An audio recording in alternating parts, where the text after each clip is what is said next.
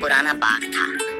बाग में एक बहुत ही पुराने पीपल का पेड़ था, जिसके बारे में कहा जाता था कि उसके नीचे बैठने से दिल की सारी समस्याएं दूर हो जाती हैं। पर उस पेड़ की सबसे खास बात यह थी कि हर रात उसकी छांव में एक अनोखी चमक होती थी, जो किसी ने कभी समझा नहीं था।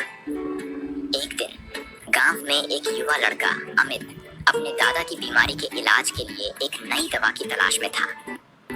उसने सुना था कि उस बाग में किसी ने एक रहस्यमयी पौधा देखा था, जो किसी की बीमारियों को ठीक कर सकता था।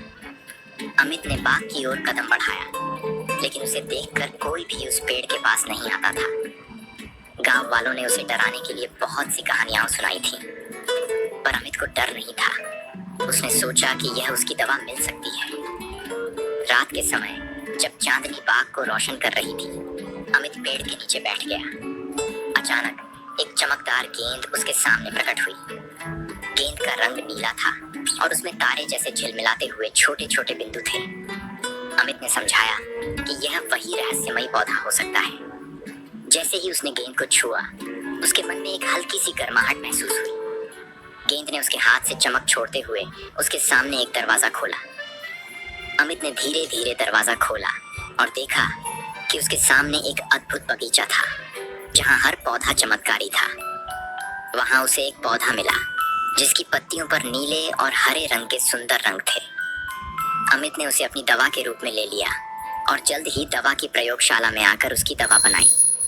यह दवा दादा की बीमारी को ठीक करने में कामयाब रही। अमित ने देखा कि वह बाग और पेड़ अब उसके लिए खास था। उसने गांव वालों को बताया कि रहस्य केवल विश्वास और साहस के माध्यम से ही खुलता है। पेड़ की चमक अब भी हर रात उसी तरह की होती है, लेकिन अमित जानता है कि वह चमक अब केवल तारे की नहीं, बल्कि एक सच की है जिसे उसने खोज लिया था। गांव वालों ने अमित की बहादुरी की सराहना की और बाग की परिक्रमा की।